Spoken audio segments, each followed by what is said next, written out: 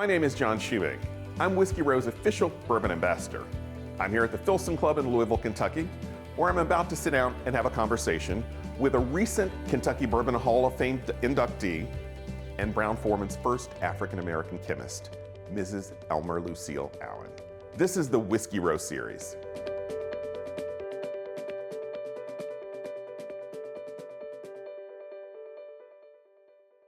When I graduated from high school in 1949, I graduated from Central High School. And at that time, University of Louisville was segregated. And they had a black school called Louisville Municipal College. And I attended there for 2 years, 1949 to 1951. And that's when Louisville Municipal College closed and students could go to U of L. I was sending myself to school. My parents did not even finish high school.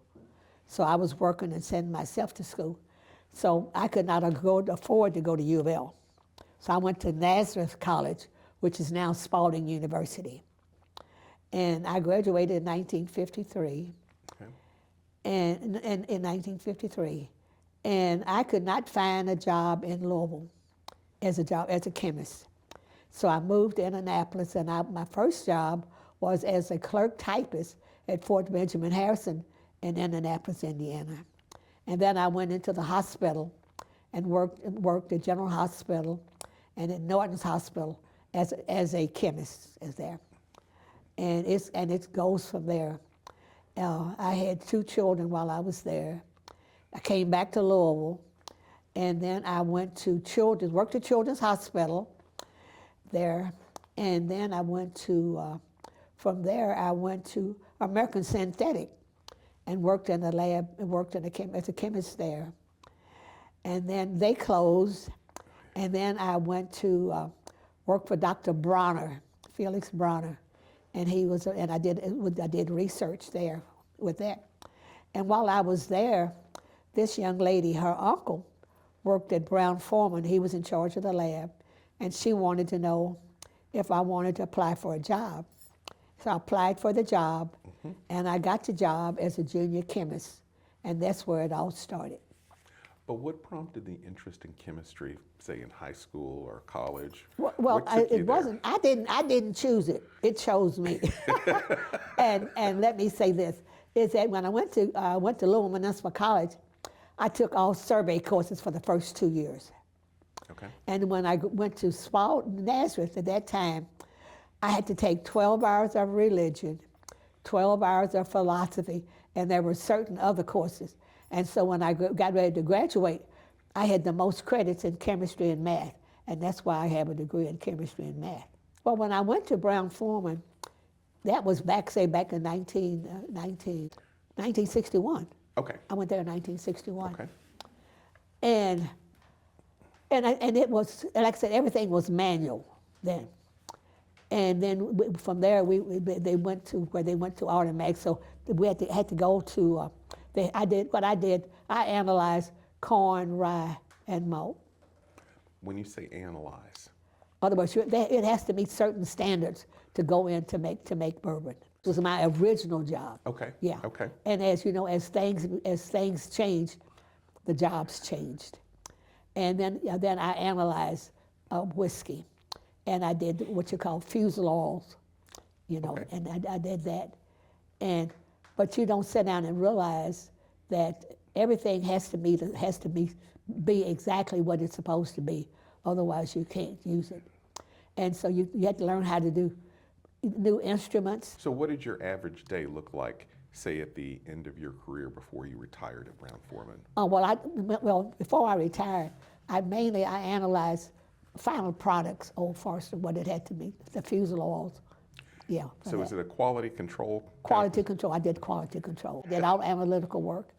And you sit down, you think about, and all the things, you think about analytical work, and you had to learn, because they sent me to classes and all this to learn all the techniques. Yeah. So you were the first African-American chemist at Brown-Forman? Yeah, I was the first one. But you really don't realize that we are still limited to the number of African Americans that are in positions. Certainly. Yeah. So when did you recognize the importance of your own trailblazing position? Well, I really didn't realize it until after I retired, that there's still very few African Americans working in labs and stuff like that. And when you work, I work in I'm the only African American who has graduated with a master's in ceramics at Fiber at University of Louisville. Wow. Yeah. What are you most proud of, or what do you consider your biggest accomplishments having worked at Brown-Forman? Well, first thing is that I was hired as a chemist, and I was able to stay there for 30 years in that same department. And I worked for three different people that was in charge of the lab. What I've always said is, I'm here to work. Take me as I am, and I have not changed. Well, no, I haven't really had any problems. Good. You know, if you come in and let people know, here I am, and I'm not going anywhere.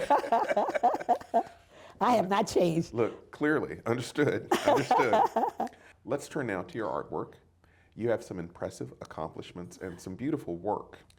When did you first become seriously interested in the creation of art? First of all, let me say how I got involved in art is that maybe you don't consider art as sewing, but I've always sewn.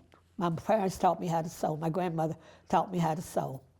And my daughter went to college, and she was, I made all her clothes all the way through college.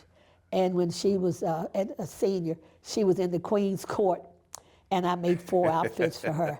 And she still sews. So was the sewing then the transition to creating other forms of art? Yes, and all my work that I do now in shibori, it's all hand sewn. I can sit at home. Shibori? Shibori. You have to educate me. Well, shibori is the piece that you're probably talking about, a wall hanging. Okay. And they're usually blue or shades of blue, and they're all hand stitched. But you work in other mediums as well. Well, let me tell you how I got involved in ceramics. Okay. Is that I had arthritis, and I went to the doctor, and they recommended me to go take ceramics where I could use my hands.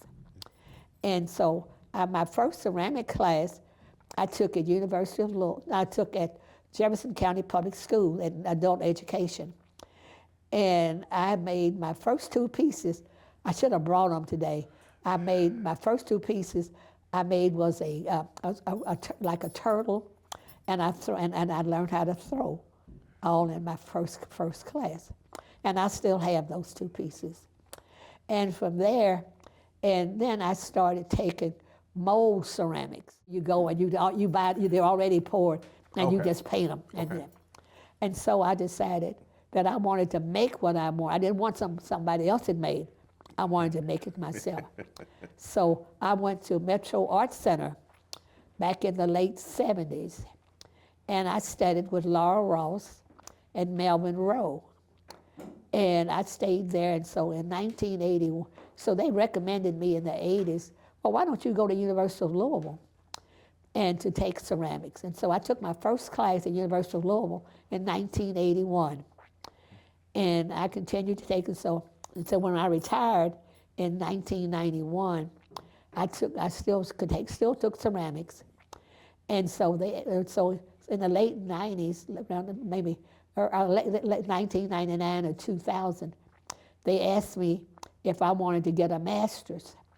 So I told them, yeah, I would go. So in ceramics, but in order to get a master's in ceramics, I needed to take another fiber. I had needed to take another art class, and I took fiber, and that's how I learned to do the techniques and things that I'm doing today.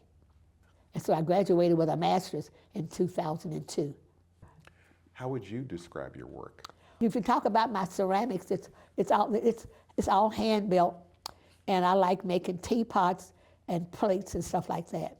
So the teapots evidently are a recurring theme. Yeah. And what is the significance of the teapot for you? Well, the teapot to me is something, is that you can, in other words, if you invite somebody over to your house, you can sit down and talk over a tea. Versus coffee, you can talk over with a teapot. So I make tea, because I like making teapots. So it's almost your version of a pineapple. Yeah, Kind yeah. of a welcome. And fiber, I like shibori, and I also like stencil making. Yeah. Are there certain colors that you lean towards? Well, most of my stencils, they are black, and then I paint white on them, so they're black and white. And in my shibori, they're primarily blue, and I use white fabric. Okay. So they're blue and white. So you've accomplished a lot in your life. Yeah. What do you believe is the key to your successes? Was there something in your parents, something in your education, something spiritual? Is there something that really kind of pushed you to really be successful in so many different fields, disciplines? I think whatever I do, I try to do my best, and that's the key. In other words, if it's not good, it's not going to be shown. Yeah.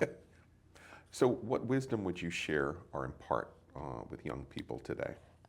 First of all, you need to be exposed to artwork, and then you need to practice.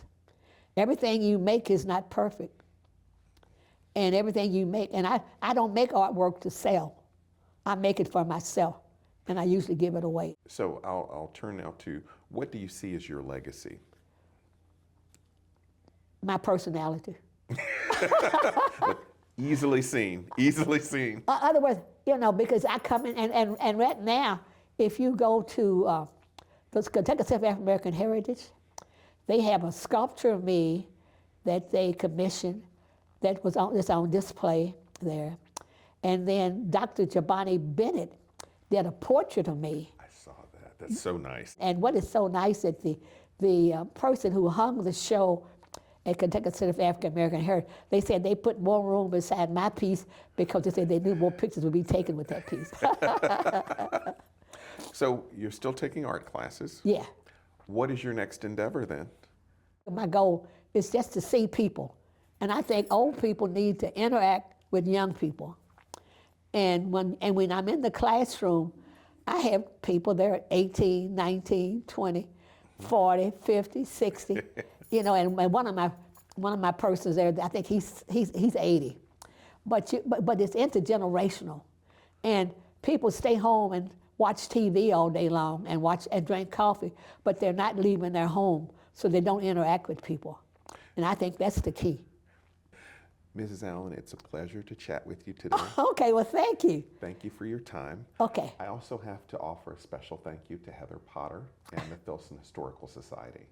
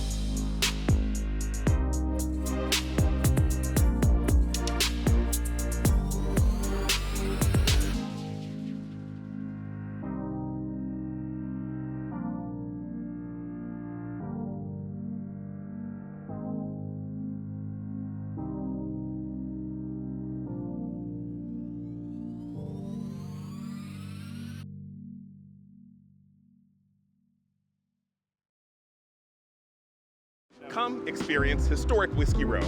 Enjoy a pour of the Whiskey Row barrel pick and join me for an unparalleled bourbon tasting experience.